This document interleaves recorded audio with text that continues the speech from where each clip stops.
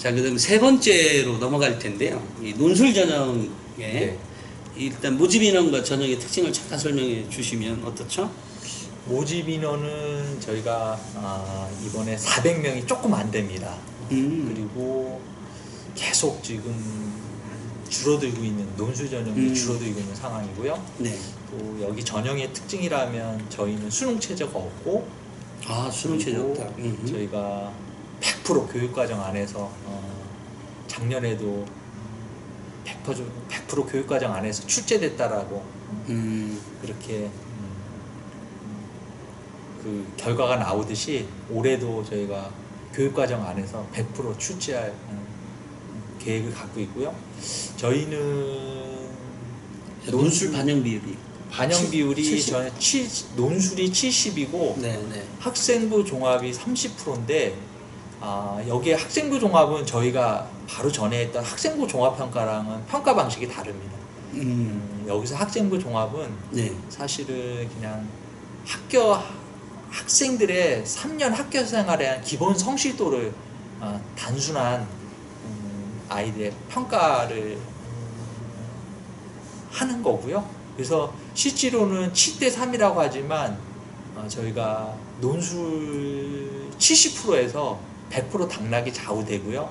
30%는 출결부터 시작해서 기본적인 학생들의 기본 평가이기 때문에 최고점과 최저점의 극간이 굉장히 낮습니다. 그래서 사실은 논술의 100점 만점에 1점도 채 안 되기 때문에 그래서 나중에 동점작 정도에서 변별을 하는데 학생부 종합평가가 30%가 반영된다라고 이해하시면 우리 논술 전형은 결국 논술 성적에서 당락이 좌우된다라고 생각하시고 논술을 잘 볼 수 있도록 최선의 노력을 해주는 게 아주 중요한 전략이라고 말씀드리고 싶습니다. 논술이 문제가 계열별로 한 3문제씩 되나요? 저희가 지금 계열이 국문 논술을 보는 인문이 있고요. 네. 상경 논술 같은 경우는 국문 논술 600자랑 또 수리 논술 대문항 하나 네네. 짜리가 있고요. 네. 그 다음에 자연 논술은 저희가 과학 문제는 없고요. 100% 수리 논술로 대문항 2개를 봅니다. 각 대문항에는 소문항 3개의 문제가 있는 형태입니다. 그렇게 저희가 논술을 문제를 갖고 있습니다. 네, 논술은 굉장히 간단하게 말씀드리니까 시간 그다지 안 차지할 것 같은데요. 논술에서 이 평가를 할 때 이 평가자가 한 몇 명이 평가를 해요? 한 학생 거를? 저희가 근데 논술 시험이 끝나면 90분 논술이기 때문에 네.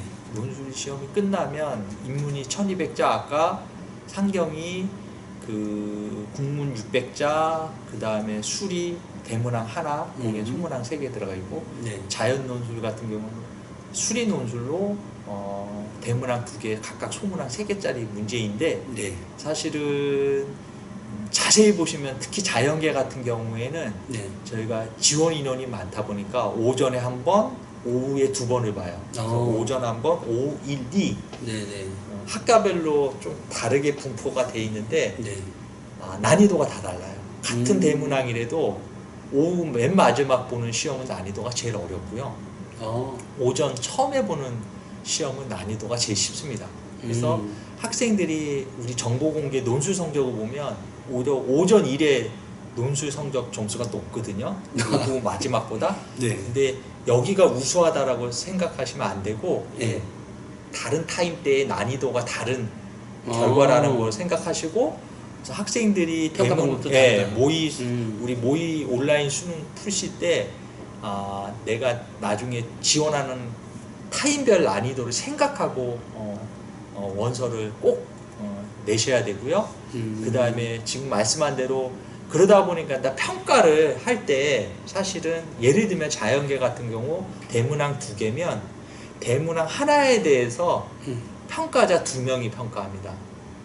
대문항 하나에 2명 평가자, 대문항 또 하나에 또 2명 평가자니까 실제로 한 학생의 자연계 논술에 대해서는 4명의 평가자에 의해서 합산이 된다라고 이해하시면 될 것 같아요. 아, 4명의 뭐 평균 점수 뭐 이런 그렇죠. 형태인가요? 그렇죠. 예, 예. 그러면 이게 예전에 보면 네. 물론 뭐 한양대를 얘기하는 건 아니고 네, 네. 일반적으로 논술을 평가할 때 이 A, B, C, D라는 사람들이 각각의 평가 요소가 그러니까 평가는 뭐 어쨌든 주관적인 거지 않습니까? 네, 네. 이 주관적인 요소가 굉장히 틀려서 네. 애를 많이 먹는다 뭐 이런 얘기도 들렸었거든요. 네, 예전에는. 네. 요즘은 어떤가요? 요즘은 사실은 대부분의 대학도 그렇고 저희 대학도 그렇지만 논술 평가가 온라인 평가입니다. 그래갖고는 자동으로 네. 그 교수님께 아까 말로 문항별로 네. 다 배정이 되고요. 네. 교수님들은 본인들이 그 문항에 대해서 평가가 들어가면 네. 바로 상대편 교수님이랑 평가한 결과에 대해서 우리가 편차라는 부분들이 뜨게 돼 있어요. 그 편차가 아까 말대로 지금 주관적 평가에 의해서 편차가 우리가 한 편차 이상으로 나면 네. 그거는 교수님들끼리 바로바로 편차 조정을 하게 돼 있어서 네. 사실은 그 학생들로 하여금 그 내 점수가 특정 교수님에 의해서 잘못 평가될 수 있는 가능성은 거의 없어요. 이미 아까 말대로 실시간에 평가가 일어나고 편차에 대해서는 바로바로 편차 조정이 일어나면서 네. 그렇게 평가가 되고 그 결과는 자동 합산으로 줄이 세워지기 때문에 네. 평가에 대한 정확성, 공정성은 사실은 그 옛날과는 굉장히 다르다라고 말씀드리고 싶습니다. 네. 그 논술 전형에 보면 지금 아까 말씀하신 것처럼 논술을 뭐 잠깐 말씀드리면 논술에서 거의 당락이 뭐 거의 100% 확정이 되니까 네. 논술 준비만 잘하면 그렇죠. 일단 가능성이 좋겠다 뭐 이런 생각이 드네요. 예, 그렇죠.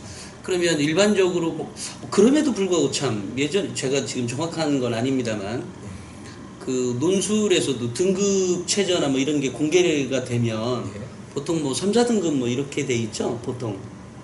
저희는 그 합격권이요? 네, 네, 저희는 사실은 굉장히 그 고르게 나타나는 것 같아요. 왜냐하면 그래요? 저희가 수능 체제가 없기 때문에 네. 수능 체제가 없기 때문에 대신 잘 아시다시피 자연계 논술은 수학 부분이 저희 학교에 합격을 하려면 굉장히 탁월해야 되는 건 사실이고요. 상경계 같은 경우는 국문보다는 수리 논술에서 결정이 되기 때문에 상경계를 지원하는 학생들은 거기도 수학의 경쟁력이 있어야 되고 국문 논술만 사실은 국어나 언어 능력이 레인지가 상당히 다양하다라고 말씀드리고 싶습니다. 네. 네. 알겠습니다. 이걸로 논술 전형은 뭐 이걸로만 해도 그죠? 예. 어느 정도. 하나만 네. 더 말씀드리면 네. 교육과정 안에서 모든 대학도 그렇고 저희 대학은 더 그런데 교육과정 안에서 내다 보니까 아이들이 딱 문제를 받아봤을 때 제시문이나 문제가 쉽네라는 느낌을 많이 받아요. 왜냐하면 그 자체가 어렵지가 않거든요. 그래서 아이들이 그 90분 동안 쉽게 답을 작성을 합니다. 쉽게 이해가 되는 제시문이다 보니까. 그러면 느낌상 나는 한양대 논술 잘 봤어 라는 생각을 많이들 갖는데 나중에 보면 그 점수가 생각보다 덜 나오거나 모의 논술 때도 그렇고 실제 논술 때도 추가 합격권까지도 나오지 않는 그런 점수를 얻는 경우가 많아요. 그거는 문제 자체는 쉽게 느껴지지만 실제로 본인이 답안을 작성할 때에는 그 부분이 논술 같은 경우에는 풀이과정 같은 이 내용들이 굉장히 채점 기준에서 중요하기 때문에 학생들이 자기가 논리적으로 또 연관성을 갖고 그리고 제시문에 나타난 그 모든 부분들을 충분히 숙고해서 충실하게 완성도 높게 그 과정상의 답변들을 잘 해줘야 그래야 점수가 깎이지 않는 상태에서 우수한 성적이 나오는 거지 단순한 결론에 도달하거나 아니 제시문에 대해서 이해했다는 수준으로 자기가 검증 없이 답변을 쓸 때에는 참 많은 부분에서 점수가 깎여서 자기가 목표한 점수만큼 도달하지 못해서 결국은 그 논술에서 합격을 못하는 케이스가 많이 나오기 때문에 올해도 한양대에서 하는 모의 논술이나 작년에 기출문제들을 풀어갈 때 이해 수준이 아니라 답안 작성에 있어서 완성도 높게 답안을 작성하는 그런 훈련이 필요하고요. 그렇게 해서 자기가 잘 쓴 답안이 제대로 된 점수를 받을 수 있도록 그렇게 노력하는 훈련이 필요하다고 말씀드리고 싶습니다. 그러네요.